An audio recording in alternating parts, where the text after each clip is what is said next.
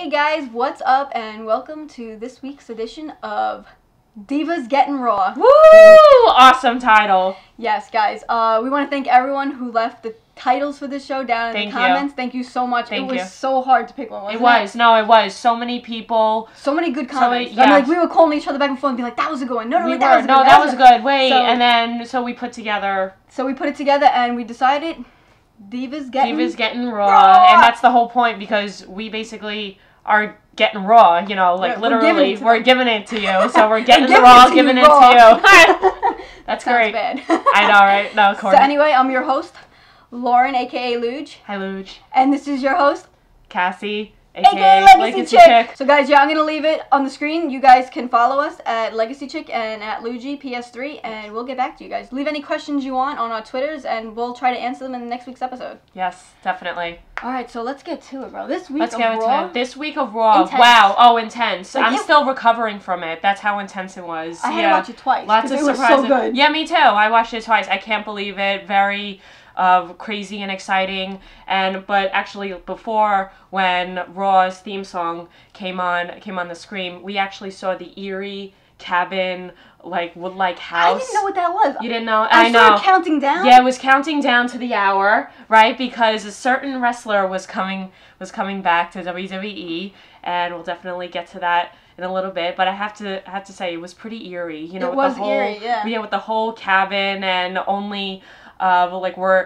there ain't no grave to hold us down, and there's definitely a hint on who's coming back. Yeah. But we'll definitely get to that a little later. Cool. That was cool. Then after that. So yeah, let's start off when Cena comes out. When Cena comes out, of course. Oh, you're gonna hate me? What? I think Cena's hot. Oh no, I said that last week. Oh my god. Cena's very hot. I like him. I know, I like him too. But I know you hate him now. No, I like him. Let me get this straight to the wrestling fans, please. I don't like his wrestling style, because every week after week, he just performs his 5 wrestling moves. That's very, very annoying, and it just annoys me. And also, I'm not crazy. You can see, yeah, I'm not crazy about his promo, but he is a very good-looking guy. Again, I'm separating my markness, to my smartness, but, you know, like I said, I'm just tired of his 5 moves and promo, which, speaking of the promo, he won the Elimination Chamber match this past Monday, so he's going to WrestleMania. Of course, John Cena is going to WrestleMania. Who didn't think he would? Duh. He's gonna face The Miz, and I guess, you know, it should be interesting. I don't know. It's a Cena match, but we'll find out. But then, you know, John Cena mentioned how The Rock was called him out. And he's talking trash last week. Oh, that was so interesting, but yet so electrifying with The Rock. Yeah. But you know what? John Cena responded in the only way he knew how to. Thuganomics. He brought back that gimmick. Like, what was it? 5-6 years ago. I thought that was hilarious. That was hilarious, and you know what? John Cena brought up really good comebacks, and he just freestyled, you know, battling his, rapping. Yeah, I like the part when he was like, you tell the crowd that you love them. He's like, I'm here every week to show it. And you know, and I was just like, wow. Yeah, exactly. I was like, wow, that's exactly. I know, and very, very true. He is on Raw every week. I can understand that. But you know what wasn't very PG of him to do? He was talking about blowing. He was talking about his genitalia. He's like, wash my balls. Yeah, I know. Yeah, exactly. Let The Rock blow him. I was like, whoa, that's not very PG. Which I really believe that PG is going to go bye-bye soon. Maybe right after WrestleMania. I don't know. What do you think? We'll see. We'll see. Yeah, because, you know, they're getting pretty raunchy with their comments and lines. But, you know, we'll find out. But, you know, props to John Cena, I admit. Props to John Cena for coming back, okay? And that should be really interesting, like, come WrestleMania. But even though John Cena is going to be versing The Miz, I don't think that he's going to be versing The Rock. But, you know, we'll see. We still have time. We still have time. Definitely. Yes, definitely. And next up we have the John Morrison versus CM Punk. CM Punk, okay, the straight edge, the leader of the new Nexus. Amazing. This match overall, John Cena and CM Punk. Right? It was short because they were all beat up. They were all beat up because of the Elimination Chamber. But you know, it wasn't a bad match. It was very slow. Again, mostly because of the effects of the Elimination Chamber match. But you know, overall it was okay. They both did a really good job. Yeah. And after that match was over, CM Punk calls out Randy Orton in the middle of the ring saying, you know, I'm going to beat you up, I'm going to get you, you know, threatening Randy Orton, and then all of a sudden, Randy Orton comes out of nowhere. Comes out of nowhere, and then gets in the wrestling ring. Yes, he was hiding maybe, or coming from the crowd, beating up CM Punk, and it was really interesting. It was really good, and but then, I thought that was CM good. Punk's guys came out to protect him. Yeah, CM Punk, yeah, I know. Once when CM Punk was running away from Randy Orton because he was scared, his Nexus buddies came to his rescue, but... Which I wanted to ask you, was one of the Nexus guys on I Love New York? Yes, David Otunga, he was. Alright, because I was looking at him, I was like, that guy looks familiar. He's from I Love New York, and he's married to Jennifer Hudson. Wow. So, Yeah, he's married to Jennifer cool. Hudson. But I like to separate that idea from him being on I Love New York to wrestling. Because I take David Otunga very seriously now. I didn't take him seriously in I Love New York. Yeah. So I take him seriously. What's up? So what's next? Oh. You know who arrives? Alberto Del Rio. Alberto Del Rio from Mexico. And you know what? I love the way she says it. Alberto Del Rio. Valentina was like, I love the way Cassie says that name. It just sounds so sexy. Alberto Del Rio. You know, he shows up in a Lamborghini Gallardo. That was hot. They were like a $250,000 car. Yeah, and where does he get all these cars? You know, that's a nice car. Yeah, I know. I mean, yeah, he's rich, but for real, where is he getting all these cars? Just wrestling pays off. I don't know. I think so. Maybe it's not from his own money. No. How could he afford that? Man, I don't know. Just kidding, kids. Alberto Del Rio, he comes to the ring, but only to be attacked by Kofi Kingston from behind. Yeah. But you know what, Lauren? You already know that. You already know. You already know that. So, like, basically, you know, this is really SmackDown's issue. Alberto Del Rio and Kofi Kingston, they're from SmackDown, so SmackDown is bringing their issues to Raw. But, you know, I guess everyone wants to see Alberto Del Rio make his presence in the ring. So, I think that's why Alberto Del Rio has to come to Raw. Which isn't bad. But you know what, Lauren? You already know that. We already know. We already know. So after that, The Miz comes out along with Alex Riley to do, I have to say, a very awesome promo. I thought it was very awesome. Yeah. Except that he told off the whole crowd. He told off the whole crowd, but you know why? You know, Miz is so annoying, but I really like him for it because he's such a true heel. He's annoying, but I like him. He is annoying. True heel. He is. And he's got a sick tan. He does. And, you know, like, he talks about grown men. I thought this was pretty funny. He talks about grown men jumping up and down, weeping for The Rock coming out. I thought that was pretty funny. And then, like, how he said how, you know, The Rock called The Miz that he sucks. Whoa. And, you know, The Miz is like, oh, is that the best you can do? You say that I suck? Is that the best you can do? Well, you know, bottom line, he doesn't give a crap of what The Rock says he got the or title. The people. He's got the WWE awesome. Championship title, and he's awesome. He really is. He knows how to rile up a crowd. Alex Riley is just his sidekick. Yeah, he's just there to support him. Exactly. You know, but you know, I thought it was pretty interesting. So I really liked The Miz's promo. And then wait, who called up? Who called up? The general manager? Oh, okay. But yes. Yes, very good. And then after that, all of a sudden, The Miz gets interrupted by the anonymous general manager, and Michael Cole quotes. Very annoying. Oh my God! And God, give me the strength when that guy talks. I know. And Michael Cole quotes, basically saying, I can't believe what this anonymous general manager says in the email. He just compared the Rock and Sock Connection to John Cena and The Miz tag teaming up against their opponents for the tag team championships. How could, you know, there was a famous, good, funny tag team partnership between Mick Foley and The Rock called the Rock and Sock Connection. It was like so hilarious, Lauren. I think it came out in 1999 on SmackDown. Hilarious. But it really annoyed me how the anonymous general manager just compared a Rock and Sock Connection, something so funny, to John Cena and The Miz tag teaming up. against the Core, Heath Slater, and Justin Gabriel for the tag team championships. I don't know. That kind of annoyed me. Whatever. Moving on. Moving we'll get away on. from that. Yes, It's touchy subject. Very touchy, please. So next up we have, what do we have? The Divas. The Divas, the But Divas. not us. Not us. Other divas. Not us, unfortunately. Not yet. No.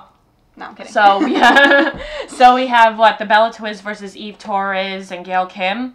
It wasn't. There was a lot of holding back. I swear, when the Divas wrestle, I really believe they're afraid that they're gonna break a nail. Yeah. Because there's a lot of holding back. They're not giving it 100% because I believe like they don't want to get hurt or show the effects on their face or they want to break a nail. They don't want to be sore later, They don't want to be sore. They want to go out partying. They gotta with the look guys. pretty because that's their job on WWE now. I don't They gotta blame look them. pretty.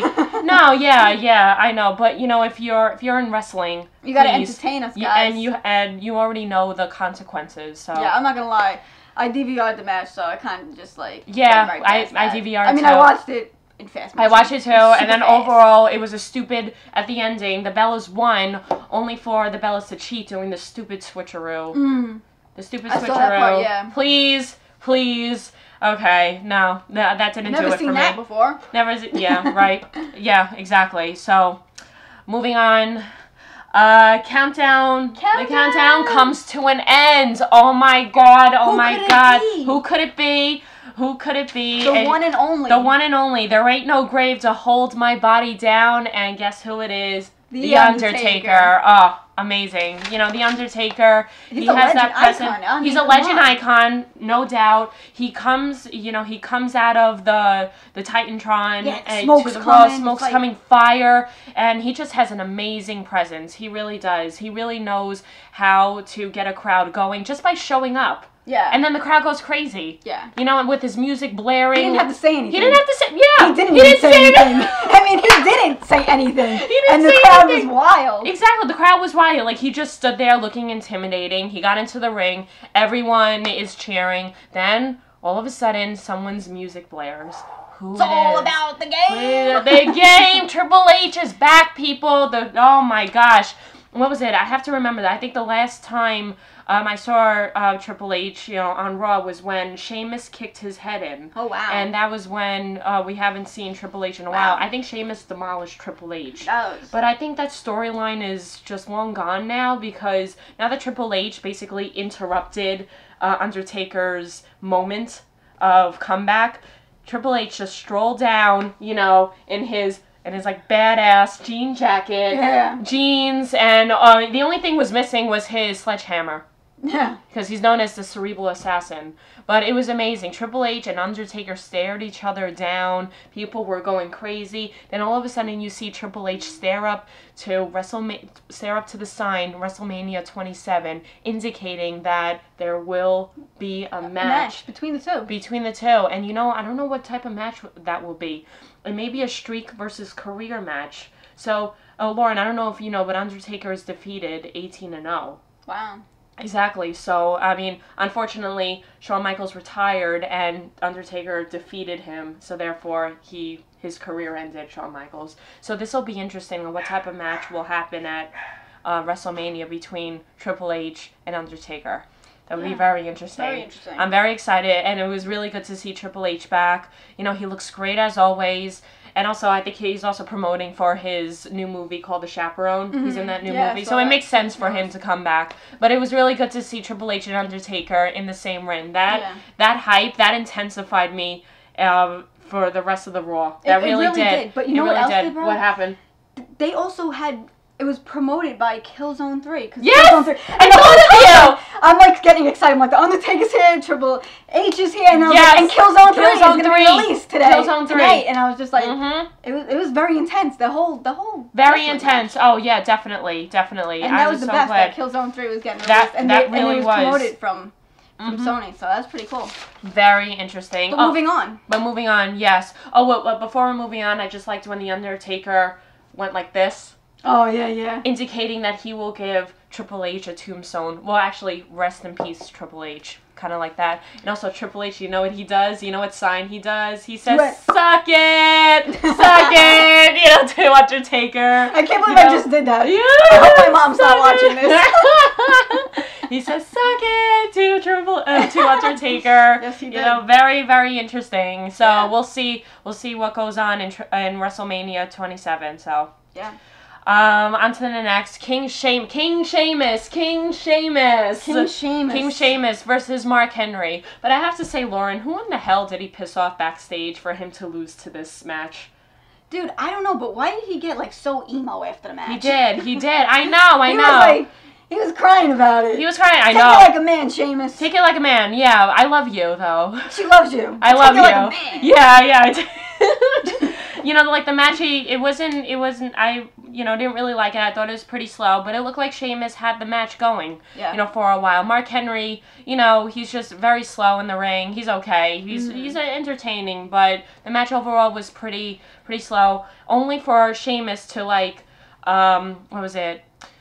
To expose the turnbuckle of the ring, and it backfired. It backfired. Mark Henry pushed him into that exposed turnbuckle, and Mark Henry got the pin. 1, 2, 3. I mean, I was just disappointed because I wondered who he pissed off backstage for him to keep on losing and losing and losing. I wanted him winning, but he was really, really pissed off after that. Basically, blasting Daniel Bryan and Gail Kim backstage, being a bully. Yeah. But, he doesn't take defeat well. He doesn't, not at all. Because you know why, Lauren? You can't blame him. He's King Sheamus. He's King Sheamus, of course.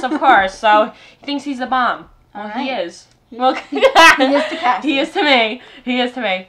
Moving on. Next up is Michael Cole interviews Jerry the King Lawler. Wow. I have to say, this interview pissed me off. I don't know why they're giving Michael Cole too much power to be a heel. Who is Michael Cole? Michael Cole is just a commentator. And I quote, who is he? And I quote, so who is he? He's just a stupid commentator. Michael Cole is just I remember King was always the commentator. Yeah, King was almost the commentator. And then this guy took his spot? But no. Unfortunately, Jerry the King Lawler's mother passed away, and she was out. And he brought that up. Wow. Yeah, he brought that up. See, I know. That was low, man. No, that was low. I mean, like, sort of like, obviously it's scripted though, but why would they give Michael Cole all that power to, like, do that? Guy? I know. Michael Cole is nothing to Jerry Lawler. Oh, and Michael Cole had the nerve to say he's better than all these announcers. Gordon Soley, Gorilla Monsoon, Jerry Lawler, obviously, and Jim Ross, and also he's not better than Vince McMahon. Okay, fine. Sorry. But I can't believe, like, he said that he was better than all those. Yeah, okay, Michael Cole, sit down, commentate, do your job like you said you were going to do, okay? Yeah. I think you're very, very annoying. So, but the thing that just got me was that Michael Cole interviewing Jerry Lawler saying, Lawler, how did you feel when you were laying on your back on the wrestling ring, looking up to your mom, and then your mom, who had front row seats to the whole thing. Front row seats to the whole thing. That definitely set him off. Basically, he's pouring salt in a wound. He's pouring salt in a wound. I know. And he deserved to be called out from the King. Exactly. And you know what? And he ran away like a little baby. But before he ran away, I love what Jerry gave Michael Cole. Well, Jerry Lawler said to Michael Cole, you know what, if you have a problem with me, settle it at WrestleMania 27. Yep. And then Michael Cole, he said he's not wrestling him. Well, Michael Cole, you're a coward. And obviously it showed when he ran away. When he ran away, it threw water in Jerry Lawler's face. But you know what? I'm glad he ran away because then Jerry got his seat back and he was commentating the very next match. Yes. Awesome. He was. Yes, he was commentating for the rest of the show, which was so much better. We didn't have to hear Michael Cole after that. Oh, thank God. So, next up we have the tag team match, which, the general manager saying this is like the Rock and Sock Connection. Yeah, okay. Right, people? The Rock and Sock Connection? No. So, John Cena, The Miz versus Heath Slater and Justin Gabriel. Overall, I thought this was a good match. I thought it was good when The Miz was wrestling. And Heath Slater and Justin Gabriel, very, very good athletes. And it was very, I wouldn't say average. I think it was... it was high average. It was superb. It was good. I thought it was high average, not above average. It was like a high average. Like the average is the middle, so high average is in between average and above average. So I thought it was pretty good. Yeah. So, but The Miz, I thought he did a pretty good job. But it was very interesting how he pins Justin Gabriel, after giving him the skull-crushing finale. So, for like 10 minutes, John Cena and The Miz were tag team champions. They were tag team champions. For 10 minutes. Until The Miz betrayed Cena by doing the skull-crushing finale. Yeah. Well, they won, and then the other team, they had a right to revoke it and then have a rematch. Yes, exactly. Yeah, Wade Barrett said, I want to invoke the rematch. So for the rematch, that's when they lose. Yeah, that's when John Cena. Because The Miz couldn't handle Cena getting a win. Not at all. And also, they're going to be versing each other at WrestleMania. His ego's too big. But, like, you would expect that. Yeah, exactly. Yeah, you know what? Honestly, I don't blame The Miz for that. I was a little mad. I was hoping maybe, like, they could be tag team champions and then have, like, to hate each other, but be on the same team and see how that kind of worked out. But that's almost what the Rock and Sock connection was about. But you know what? I feel this was too intense, and The Miz and John Cena, no crowd would buy that. At least the crowd back then in 1999 bought the Rock and Sock connection. The crowd is not going to buy Miz and John Cena. It's too much pros and cons for that. But, you know, overall, you know, it wasn't a bad match. I like the Miz basically carried, you know, the match, and Heath Slater and Justin Gabriel did a good job. John Cena with his "you can't see me" and almost attitude adjustment. But, you know, what are you going to do? I love John Cena. So, like, that's basically the end of Raw, but we'll definitely see what's going on in the coming weeks until WrestleMania. And you know what, Lauren? There is 37 days left until the countdown begins, guys. WrestleMania 27, and I can't wait. I can't wait for it to arrive. I'm already, like, I want it to arrive so soon. But, you know, first things first.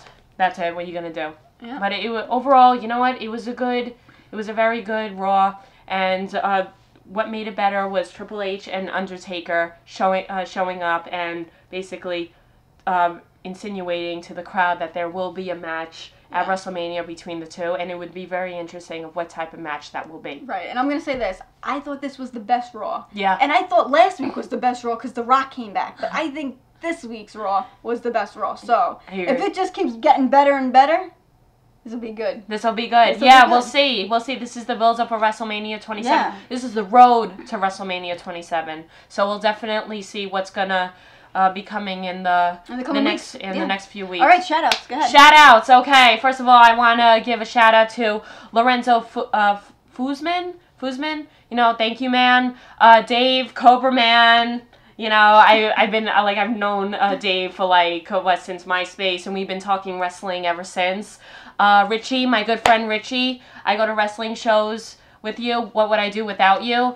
Also, Amjad from Australia, where him and I created a wrestling group on Facebook. So we're the co-creators of the one and only True Wrestling Group. That's our Facebook. Oh, cool. That's our Facebook page. The one and only. I'll put a link. So the one and only True Wrestling Group. Co-creators, me and Amjad. Amjad, thanks, man. From Australia. It's from Australia. Cool. I know, right? I was trying to think of something witty to say, but my accent, it wouldn't be cool. So yeah. My shout-outs, I'm going to give a shout-out to Peanut. Her YouTube name is DNAGFX. She made my awesome YouTube background and banner, so definitely check that out. Thank you, Peanut, for making that. Cool. And to Julian FTW for the win, because he made that awesome intro in the beginning of this video that you guys saw. So thank you very much, Thank you, Julian. And guys, that's all about it for today's episode. I hope you enjoyed it. I hope you enjoyed it. And, you know, thank you. Once again, thank you for all your comments and support for these videos. You know, we need your support. So let's think of a question. What should we ask you guys? What question? Let's say. Leave in the comments below. Leave in the comments. Name the type of match you think that Triple H and Undertaker will have. All right, yeah, that's basically it. And also, maybe will John Cena and, you know, The Rock, happen in the future? Even though you think there'll be a potential match? Potential match, yeah. So I would definitely want to hear your thoughts, and also maybe some from backstage gossip on why things are the way they are right now. Yeah, definitely, guys. Leave it all in the comments below. But that is all from us. Yes, that is all from us. Bye. Thank you very much. Bye. So shout out time. Go ahead, Cassie. Thank you, Lauren. I want to give I can't believe I said that. I feel like I'm on the news.